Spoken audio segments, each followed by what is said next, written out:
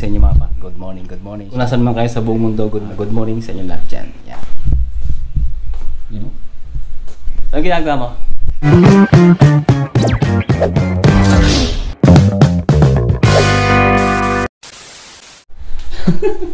Lutang pa siya mga pangat. Lutang para kagigising lang. Anong ginagawa mo? Anong ginagawa mo? Wala, bago pala pumunta ng consulate mga paangat. Pa-appointment muna, syempre. Actually, ano pa lang mga pangat, alas 7 ng umaga. So mga pangat, today is Monday. Kinakailangan niya mag-appointment kasi nga, ano ba, bakit ba kailangan maaga? Syempre, nagkakaubusan ng slot. So, kailangan maging maaga. So yun, tiis ganda mga pangat. Kaya kailangan mong gumising ng maaga para makakuha ng slot. Ano, nakakuha ka naman ba? Sa 18 yung appointment. So November 18 mga pangat, yun yung nakuha niya yung appointment. So bali Monday din, no? So anyway mga pangat, nabalikan na natin siya mga pangat, meron tayong pag-uusap. Parang hindi ka bagong gising, bakit may sombrero ka? Siyempre, actually mga pangat, buwaba na ako, bilhin na akong pandesal kanina. Tapos pagbalik ko, kumuha ko ng camera, pagtingin ko, nandito na siya, di ba? Dahil ginising ko siya mga pangat, sabi ko kasi, gumising ka dahil magpa-appointment ka na. Kinakailangan natin yung appointment mga pangat, dahil pag hindi siya nagpa-appointment, hindi tayo makaka-flight. Ganon, di ba? Ano? Hindi makaka-flight. Eh, siyempre, ganoon talaga yun. Ito nga pala yung pandesal na binili ko, di ba? Lagu-lagunit na. Huwag na pala pa. Ano, bakit? Napanood yung ano mo, yung vlog mo, may ano dun, may mali ka dun sa sinabi. Huh? At ngayon, hindi na pwede mag A to A. Ang amnesty is, ang pinapatupad nila is makauwi kayo ng bansa nyo, origin country nyo. Ito, kailangan magandang ano yan, magandang issue yan, magandang topic yan. Actually, yun nga pala mga pap, kung napanood nyo to, napanood nyo yan, at saka napanood itong unang to mga pangat, magkakarugtong yan eh. Tapos kung napanood nyo pa mga, ang dami nagalit mga pangat. Actually, ang dami nagalit doon sa vlog na to, yan, ang dami nag-comment, na ang dami daw pasikali, ganon. So, nasaan yun yung content, mga ganyan. Ay, siyempre, na-appreciate ko pa rin kayo. Kahit siyempre, gusto nyo mga pangat yung idea na makuha agad, no? So, naiintindihan ko naman kayo sa part na yun. Pero sana naman mga pangat, panoorin nyo hanggang dulo. Marami yung paligoy-ligoy, pero lahat ng paligoy-ligoy ng mga pangat is buhay-buhay sa Dubai yun.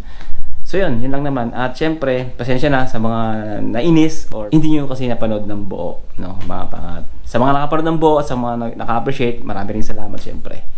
Yun. At syempre, yung sinasabi niya, karugtong yun mga pangat, ito yun, yan, yung vlog na yan.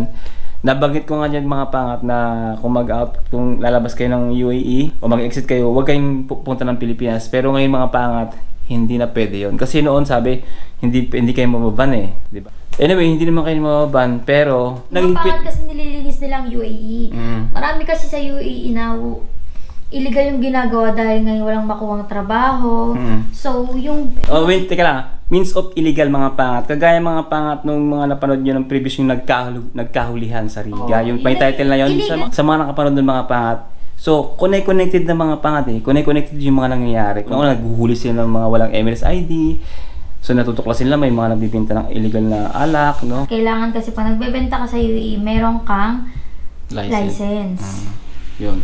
So, hanggang sa marami silang may natutuklasan siguro, ganun, kailangan lang linisin yung UAE ngayon. So, parang makapahirapan na makakuha ng tourist visa ngayon. Gusto nilang bisahan, yung talagang may employer talaga. May agency, may kapati. Yung pagpunta rito talagang employed na. Pahirapan daw pag visa, pag tourist visa na. Pahirapan na daw dito. So, hindi ka na basta-basta makakabalik. Kasi marami tayong kababayan o ibang lahi mga paangat ang nangyari. Yun nga, kagaya na nabanggit ko nung nakaraan. Kasi yun naman, hindi, yung nag-exit kasi yun naman yung dating pwede pa na hindi makakabalik nga kayo. So ngayon, marami tayong kababayan na nag-exit sa paligid lang nitong UAE kasi kumbaga, yun lang yung tanging paraan na mas malapit-lapit na makakatipid ka nga naman. Kung diyan ka lang sa Oman or sa Europe or sa Karatig, basta malapit dito sa UAE na mag-exit. Kasi sa Pilipinas malayo mga pangat, di ba? 9 hours. Pero ngayon mga pangat, ang rules pala is gusto mo makabalik dito, pumunta ka sa origin country mo. Saan country mo talaga? Anong nationality mo? Oh, parang gano'n na. Back to origin ka na. So, kailangan mo pa talaga bumalik to your origin country. Pero nakadepende kasi sa UAE immigration. Strict na sila pagdating sa visa. Lalo na pag tourist visa. So, naghihigpit talaga ang UAE ngayon. So, sa mga kababayan natin na na nagbabalak pumunta ng UAE ngayon, medyo palipasin muna natin yung senaryo ngayong taon, no, senaryo. Kasi ano lang naman yan eh, kumbaga, sinesegregate lang naman yan eh. Pag na ayos na nila yung ano, yung mga tao, nalinis na nila, ayos na nila, siguro may mga rules ng pagbabago mga pakat. Hindi natin alam. Pag apply nyo ng visa ulit, be-prepare, no? Be prepared sa mga gusto pumunta rito. Nagiging mahigpit ng UAE Na mas sa ihigpit mga sila. kalokohan ng mga tao. Actually, hindi naman yun sa mga Pinoy. Kasi Hindi naman sa anong mahigpit sa Pinoy. Kasi Hindi alam naman, nila, yung immigration natin is mahigpit na. mahigpit na. Actually mga pangat, no, may disadvantage at advantage din pala yung mga ganong sitwasyon, yung sobrang luwag at sobrang higpit. Actually mga pangat, yung sobrang luwag ng ibang bansa para palabasin nila ng bansa yung kanilang mamamayan o ng mga tao nila. Ngayon, nagkaroon ng side effect yun mga pangat. Kasi mga pangat, sa maluwag na bansa na pwede mong napalabasin mo lang ng palabasin yung mga tao kahit anong status niyan, kahit anong klaseng pagkatao niyan. So pagdating ng ibang bansa, no, guide sa UAE, so yung kung ano man yung ugali nila doon sa bansa nila, dinadala talaga nila rito mga pangat, lalo may mga African. Masyado silang matatapang, no? Actually, takot nga yung... naman eh. Hindi, yung mga African, takot yung mga pulis sa kanila mga pangat actually. Yun yung bali-balita ko, hindi ko pa naman napatunayan, hindi ko pa naman nakita ng dalawang mata ko. Pero may mga ganong senaryo na mas matatapang pa sila sa mga pulis, no, mga pangat, yung mga African dito. Kaya yung naging parang negative effect, no? Hindi lang para sa kanila, naging negative effect yun sa lahat ng nationality na nandito mga pangat sa UAE. Sa mga gustong pumunta rito, no, naapektuhan nga talaga tayong lahat. Tsaga-tsaga lang, huwag muna tayong sumabay, kagaya ng sinasabi natin, no. Palipasin muna natin itong taon na to. Next year na kayo mag-apply ulit ng mga pangat. So, yun nga, kailangan talaga back to origin na, no. Nabanggit ko sa vlog natin yung nakaraan, no, na mag-exit kayo sa karatig bansa lang, pero hindi na nga pwede. Kasi nga mga pangat, kagaya ng sinabi ko, maraming nag-exit sa atin ng mga kababayan natin na hindi nga nakakuha ng visa, no. Dito lang sa karating bansa, maraming nag-exit, so hindi sila na-aprobahan. Kaya yun, mas maganda nang bumalik lang tayo sa Pilipinas, no, and then palipasin mo natin itong senaryo na to, saan kayo mag-apply ulit, no. At least yun talaga, proper procedure na yun. So yun lang mga pangat, at syempre tapos ka na magpa-appointment. Yung mga pangat, gumising pa siya ng maaga para magpa-appointment ngayong Lunes. Every Monday mga pangat yung appointment. Para saan ba yung appointment na yan? So next vlog na yan mga pangat, abangan nyo na lang yan. Yung bakit siya nagpa-appointment sa Philippine Consulate nga. So next vlog mga pangat. So yun mga pangat, dito muna tayo mga pangat sa kusina at pinatulog na natin si Prinsesa. Dahil inaantok siya mga pangat, so sabi niya mauna daw siya matulog. Inuulit ko mga pangat, pasensya na dun sa mga nagagalit, no? Dun sa mga hindi natuwa, no, sa ginawa nating content yung nakaraan, yung itong totoo. Matagal ko lang gustong gawa ng content yon, yung tungkol nga sa amnesty para makatulong. Kaya busy lang talaga kami sa sa pagpapabox. Hinahabol namin yun kasi mga mag-December nga, no. Naikwento ko naman yun, yung kinakailangan naming habulin para nga makaabot sa deadline. Pag gumawa ko ng content ng tungkol sa amnesty, matatapos na mga pangat yung amnesty. So kaya sabi ko, paalala na lang. Kasi pag in-upload ko yung mga pangat, alam ko tapos na yung November 1, no? Lalampas ng November 1 yun. So, yun. Kaya, pasensya na. Ito yung mga... So, gusto kong banggitin yung mga pangat. Pasensya na kayo. Sasabihin, ito yung mga talagang medyo nagreklamo, mga pangat. Sabi ni Dexler, nagrampa. Ito sabi niya, mga pangat. Tagal mo naman mag-intro, mas madami ang dada. Kasi nung nag-aaral ako mga pangatong elementary, no, talkative ako eh. So ngayon, napakinabangan ko siya. Pasensya na. Sabi ni Sheila all day. So, hay nako, haba ng intro mo.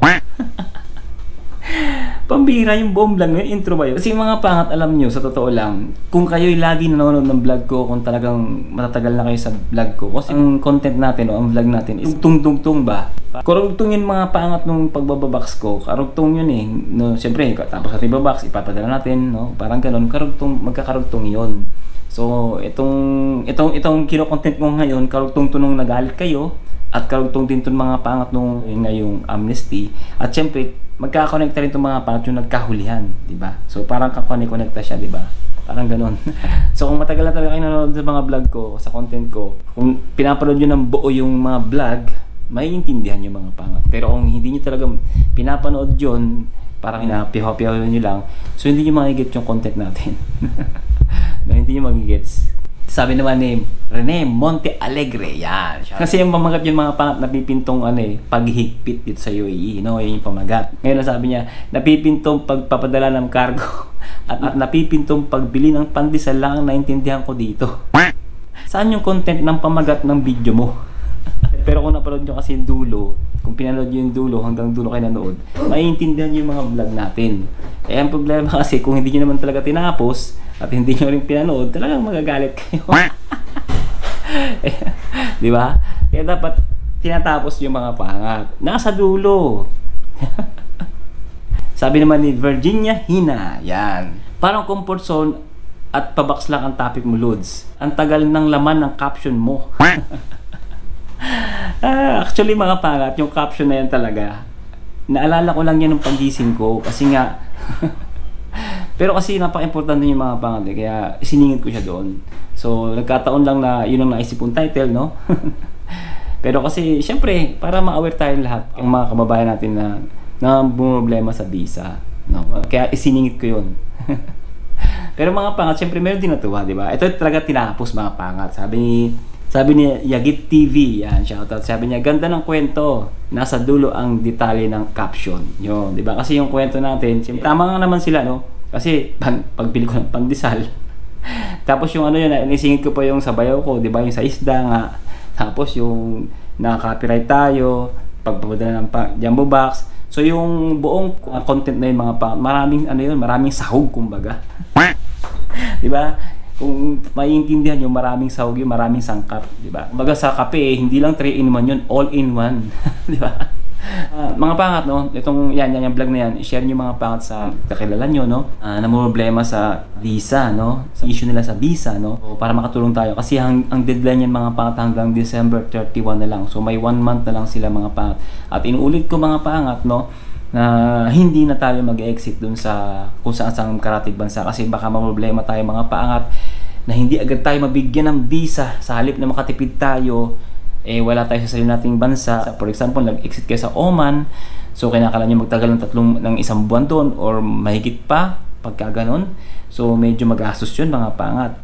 Unlike nasa Pilipinas tayo, wala tayong problemahin visa at saka hindi tayo yung pagkain o yung tirahan, di ba? Kasi nasa pamilya tayo. So, kailangan, lang tayo, maging practical. Kasi kung makikipagsapalaran tayo ulit, for example, lumabas tayo ng hindi natin bansa, so, mahirap. Kasi mag-aabang tayo ng visa o mag-a-apply tayo ng visa ulit. So, medyo tagilid, no? Kasi, paano kung hindi agad lumabas yung visa natin or may mga requirements ulit na panibagong kailangan ang UAE, so, mahirapan tayo mai-provide pagka ganon. Kasi wala nga tayo sa sarili nating bansa. Or nandun tayo kung saan man. Kaya mas maganda exit, back to original lang tayo mga pangat, kagaya ng discuss natin kanina, no? So yun, haba na naman ang vlog na to. Gusto ko lang naman mga pangat na ipaalala ulit. Buti lang na banggit ni Prinsesa. Actually hindi yun ang content ko ngayon. Kaso lang bigla niya akong siguro may nabasa siya habang nag-appointment siya. Yun, napanood niya rin yung content natin. So siguro nire-remind niyan tayo at ginawa ko ng content. Sayang naman yung opportunity na ako lang yung makakaalam, at least malaman nyo rin. So yun mga pangat, maraming salamat. Hanggang dito na itong vlog na to. At siyempre t-shirt natin mga pangat, available para mga pangat. Maraming salamat sa mga sumusuporta at sa mga order. At siyempre sa mga order pa,